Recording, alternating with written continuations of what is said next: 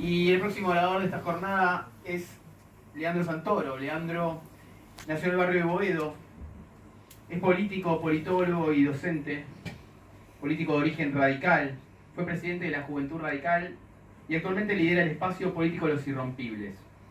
Leandro tiene una larga historia de militancia que incluye una extensa y pública amistad con el fallecido expresidente Raúl Alfonsín. Actualmente es docente en la Facultad de Ciencias Sociales de la UBA y diputado porteño por Unidad Ciudadana. Le damos un fuerte aplauso.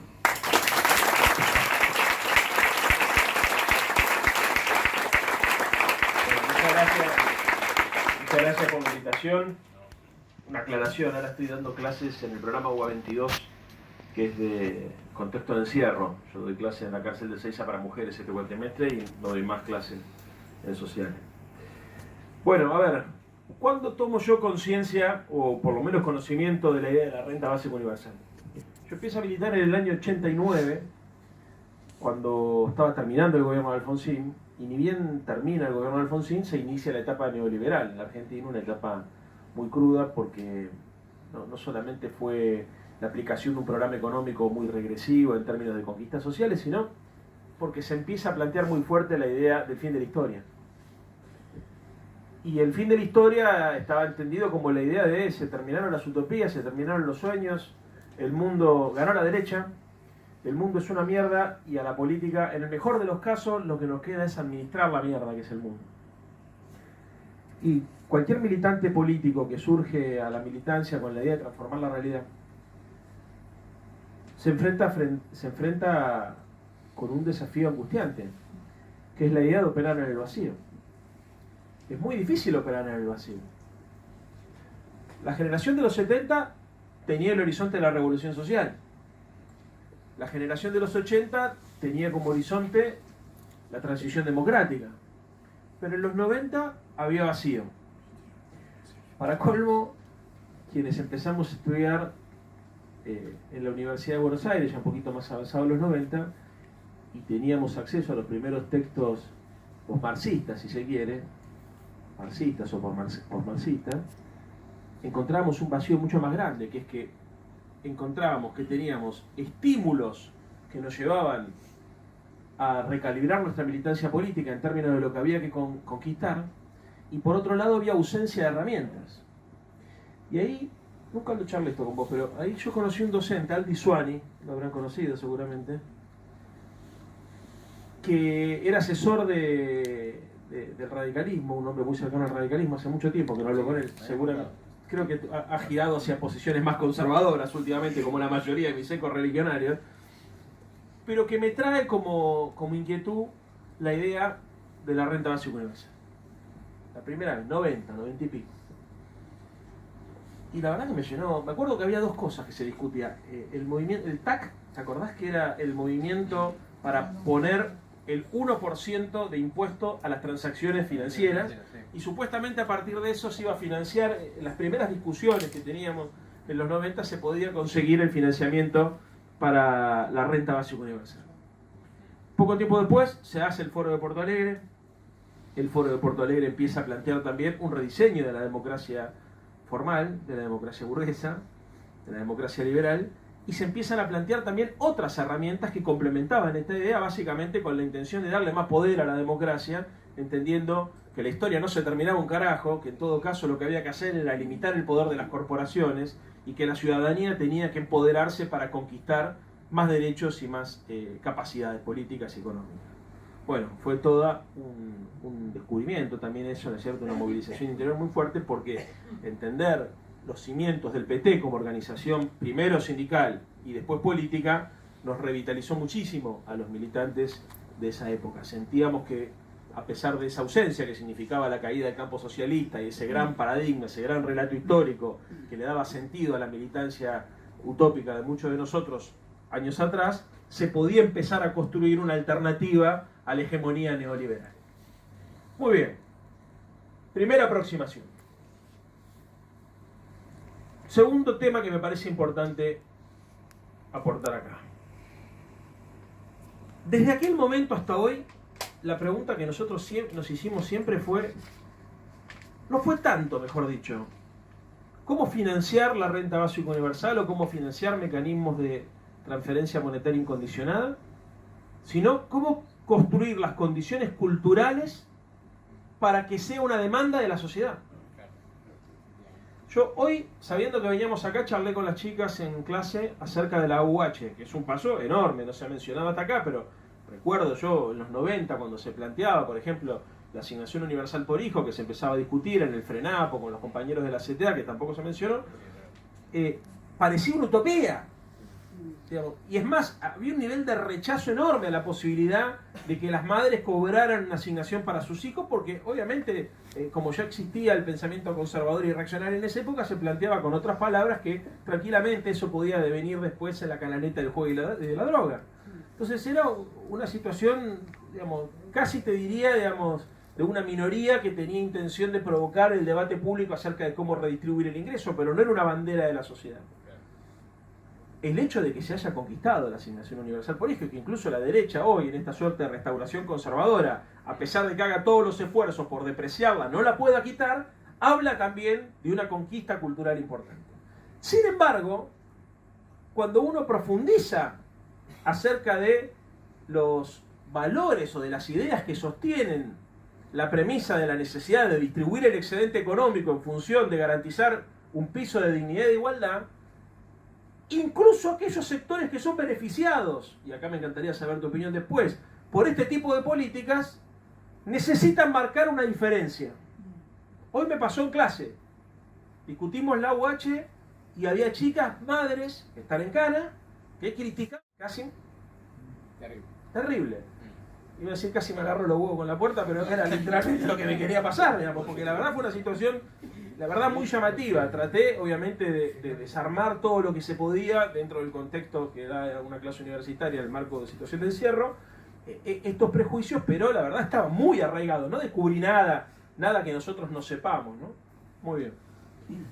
Pero tomé conciencia de algo que hacía mucho tiempo que veníamos planteando y que nosotros creo que también hemos dejado entrever en todas estas intervenciones que venimos a escuchar también hoy acá, que es que hay algo que hay que superar, que tiene que ver con una suerte de prejuicio que ordena la sociedad a partir de la idea del sacrificio, a partir de la idea de la dignidad que significa, o la dignificación que significa trabajar, ¿no es cierto? Y hasta, podríamos decir, hay una idea muy arraigada también que tiene que ver con la cosa esta de la meritocracia, del trabajo duro, del sacrificio personal, que supuestamente, hasta purificador, que supuestamente legitima determinadas cosas, y que obviamente lo que termina cristalizando es un sistema desigual y...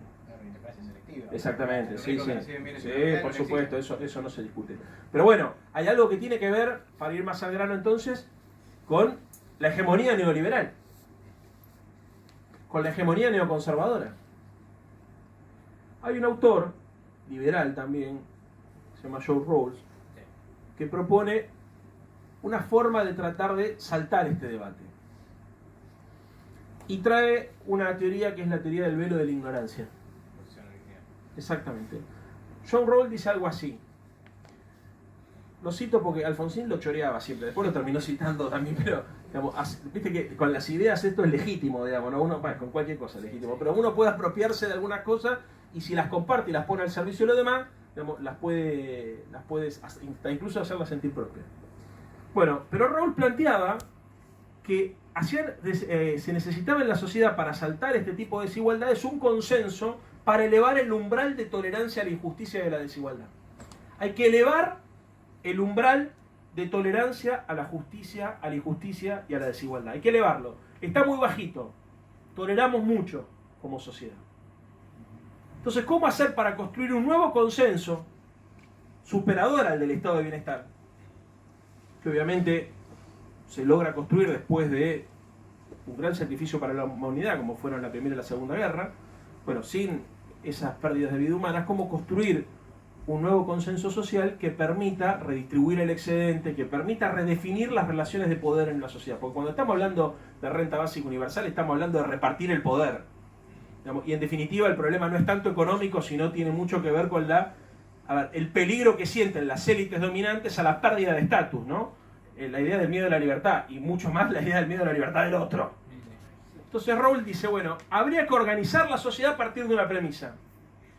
Que uno tuviese que participar del debate acerca de cómo se redistribuyen los bienes, los servicios y el excedente económico sin saber cuál va a ser la posición que a vos individualmente te va a tocar en esa sociedad.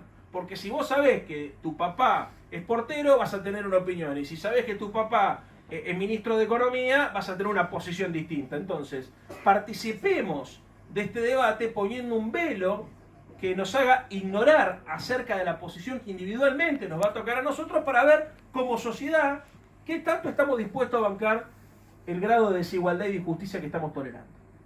Y a mí esto como idea también me pareció muy potente y muy poderosa, porque uno ha sostenido desde hace mucho tiempo algunas ideas que tienen que ver con la ampliación de la libertad, con la búsqueda y la persecución de la igualdad y de la libertad al mismo tiempo, y ha encontrado rechazos no solamente en aquellas personas que gozan de posiciones de privilegio, sino también ha encontrado rechazo en aquellas personas que están en una posición de subordinación.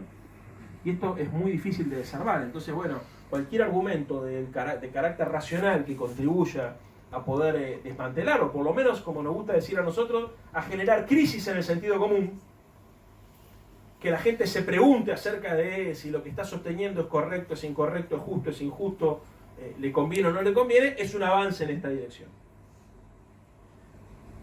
La derecha ha hecho un trabajo muy interesante en este sentido, porque no solamente ha logrado alto grado de eficacia en esto de construir un modelo de sociedad con altos niveles de desigualdad, sino que además ha logrado que el objeto de debate, tal vez el más importante, pase a un segundo plano. Porque, fíjense ustedes, el mecanismo que utilizó Macri y Cambiemos en los últimos años para tratar de ganar consenso. Instaló la bandera de la pobreza cero. De hecho, cuando le preguntaban a Macri acerca de cuál era la medida con la cual él quería que se juzgue a su gobierno, antes de decir que iba a bajar la inflación, decía que quería que se lo juzgue por su capacidad para bajar la pobreza. Y a nosotros nos llamaba mucho la atención, porque decíamos, hijo de puta, qué capacidad, qué cinismo, ¿no? Porque al principio decíamos, bueno, los conservadores se llaman Cambiemos, ¿no es cierto? Estos que bancaron toda la vida las dictaduras son la revolución de la alegría. Es lógico que dentro de esta lógica del cinismo planteen la necesidad de terminar con la pobreza. Sin embargo, nos dimos cuenta que no era solamente una actitud cínica o para empatizar con una parte de ese electorado flotante que puede ir de un lado al otro. Había una intencionalidad manifiesta, que era evitar la discusión sobre la riqueza. Ellos no querían que se discuta la riqueza, y mucho menos la desigualdad. ¿No? Nosotros solemos decir, la pobreza es un subproducto de la desigualdad. Para terminar la discusión sobre la desigualdad, hay que empezar con la discusión sobre la riqueza, con cómo se produce la riqueza, cómo se redistribuye la riqueza, qué legitima la riqueza, qué legitima la propiedad, qué regímenes de propiedad son aceptables, si es uno solo, si pueden convivir varios, etc. Con lo cual creo, honestamente, y creo que hay algo acá en la derecha latinoamericana que está muy claro, ¿no? El intento de evitar que se discuta esto, evitar que se discutan los privilegios. Llegan al cinismo, hoy se los contaba a las chicas, de invertir la pirámide social, con ese famoso dibujito que hace Sica en el Ministerio de la Producción, para sostener que la minoría que trabaja le mantiene los privilegios a las mayorías que viven del Estado. Fíjense ustedes el nivel de perversidad. Hoy se los explicaba a las pibas, les digo, miren, ven, esta es la pirámide social, así explicamos nosotros la sociedad. Bueno, ¿qué está haciendo este gobierno? La dio vuelta. Entonces, ¿quiénes son los privilegiados? ¿Los banqueros, los terratenientes, los tenedores de bonos de la deuda externa? No. Los que cobran la UH, la jubilada que se jubiló con la moratoria previsional, la ama de casa que está cobrando. Fíjense ustedes la inversión.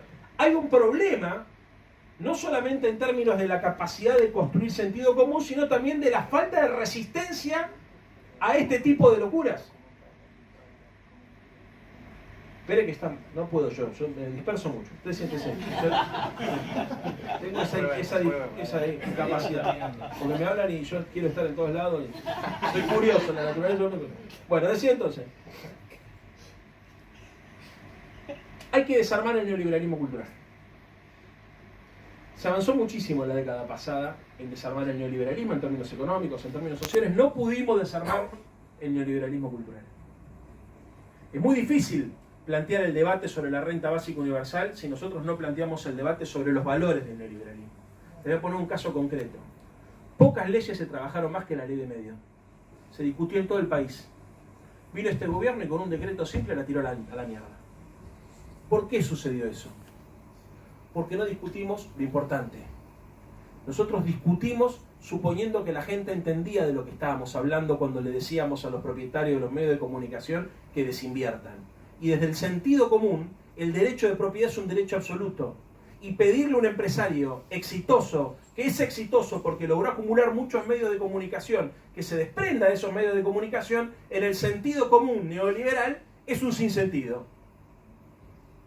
Entonces, lo que nosotros teníamos para proponerle a la sociedad estaba inconcluso en términos de la comprensión profunda. No se trataba solamente de evitar que los grandes empresarios de los medios de comunicación abusen de posiciones monopólicas o dominantes para meternos porquerías en la cabeza. Se trataba de poner en cuestionamiento el derecho de propiedad como derecho absoluto. Hay otros derechos que son también importantes, incluso más importantes, como el derecho a la vida.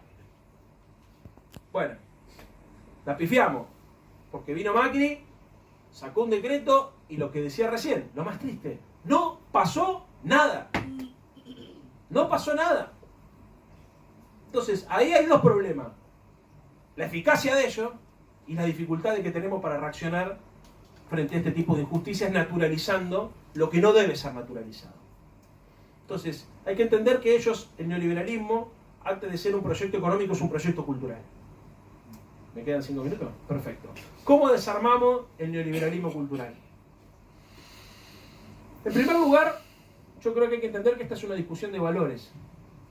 O sea, se arranca en la discusión de valores, se complejiza el debate cuando se discuten ideas, se hace más complejo y más sofisticado cuando discutimos política, y en definitiva terminamos discutiendo programas de gobierno. Pero no arrancamos discutiendo programas de gobierno, arrancamos discutiendo valores. Total. Si nosotros no somos capaces de generar crisis en la estructura de valores de la hegemonía neoliberal, no podemos llevar adelante ningún programa de esta naturaleza. En segundo lugar, nosotros no podemos definirnos por lo que no somos. Uno de los problemas de la década pasada fue que nos definíamos como post-neoliberales en toda América Latina. Nos costaba afianzarnos en el sí, nos afianzábamos en el no. Y construir un sueño colectivo es algo más que rechazar lo que existe. Sin rechazar lo que existe no se puede construir nada, pero solamente rechazando lo que existe tampoco se puede construir una contracultura que logre poner en crisis el modelo de sociedad anterior y que logre fundar un nuevo sentido común. Entonces, construir un nuevo sentido es sin duda el desafío que tenemos por delante. Para construir un nuevo sentido necesitamos que nos asistan del pasado algunas experiencias históricas recientes. Digo, en principio, me parece que es imprescindible militar la rebeldía.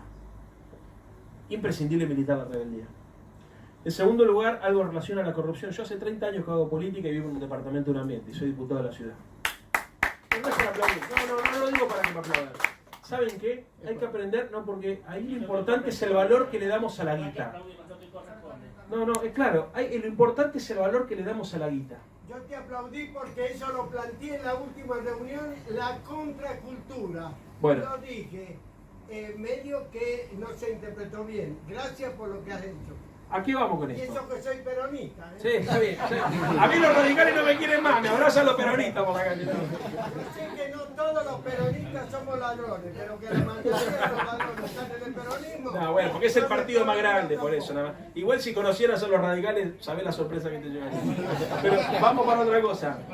A lo que iba es a lo siguiente.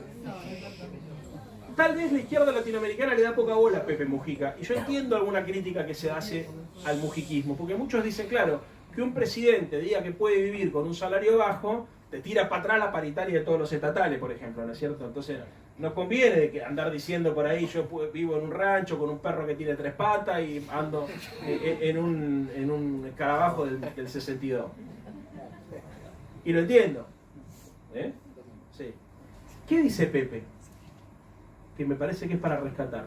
Que el problema es la mercantilización de la sociedad. Y el problema es que nosotros estemos demasiado atados a las cosas materiales. Pepe plantea, y para mí en este sentido es sin duda el político latinoamericano vivo más importante en términos del mensaje filosófico que tiene para proponer. En términos de la visión política y de Estado, para mí es Cristina la número uno, pero en términos del mensaje filosófico, el Pepe tiene mucho para decirnos, porque dice, claro, que la derecha robe no genera grandes contradicciones, porque ellos hacen de lo material, de la mercancía, del dinero, su razón de ser. El problema con la corrupción de la izquierda es que para nosotros lo material y el dinero no tiene que determinarnos como personas. Es más, dice, para realizarnos como seres humanos tenemos que entender que las cosas no se compran con dinero, se compran con tiempo, con el tiempo que nosotros utilizamos para conseguir ese dinero que nos permite después malgastarlo en comprar pelotudeces que no nos sirven. Pero si no somos capaces de cuestionar la clave, y yo lo digo como él dice, yo no soy ¿cómo que el filósofo este que andaba, que era pobre? Diógenes, ¿no? Sí, bueno, dice, yo no soy, dice, no quiero andar haciendo... sí, pero no, Sócrates.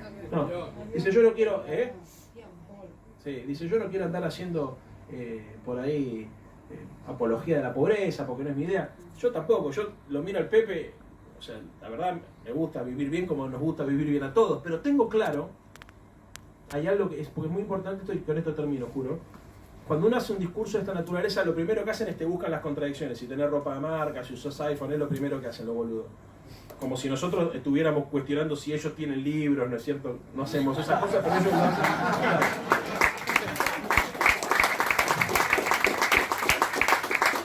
Pero lo importante es saber que las cosas no te tienen que determinar. Que uno se tiene que autolimitar en eso. Y nosotros no podemos construir una contracultura si no ponemos en crisis también el corazón del modelo, que es que una persona se realiza en función de las cosas que logra acumular en la vida. Y que una persona solamente es por lo que tiene. Entonces, es muy difícil para la izquierda latinoamericana tratar de construir un discurso que mientras trata de aumentar la capacidad de consumo de las personas, al mismo tiempo y de forma simultánea, cuestiona el consumismo.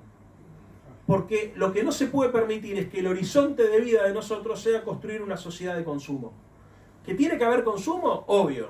Que necesitamos incluso instalar la idea de que hay que ensanchar la demanda agregada y por eso es necesario el ingreso universal para que los empresarios y los garcas de este mundo tengan a quien vendernos sus boludeces. Obvio también. Ahora, no creamos nosotros que nos realizamos como seres humanos en función de la cantidad de bienes materiales que logramos acumular. Sepamos, fundamentalmente, que el sentido de nuestra existencia y el sentido de nuestra militancia pasa por hacer cosas que nos trascienden y que esencialmente tienen que ver con los valores y los bienes públicos que no se tocan. A mí me gusta Las Viejas Locas, justamente Las Viejas Locas, una canción muy linda que dice que a él le gustaban todas las cosas que no se tocaban. Así que, bueno, terminó para el orto, Piti, pero la verdad que lo tengo ahí también de alumno, pero no está de alumno, pero está en la cárcel.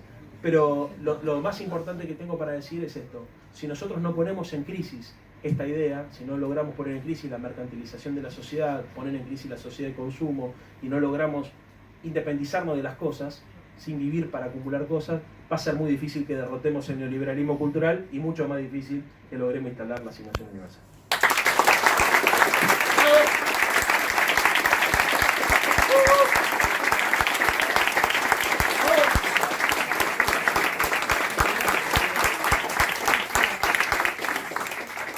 Muchas gracias, Leandro.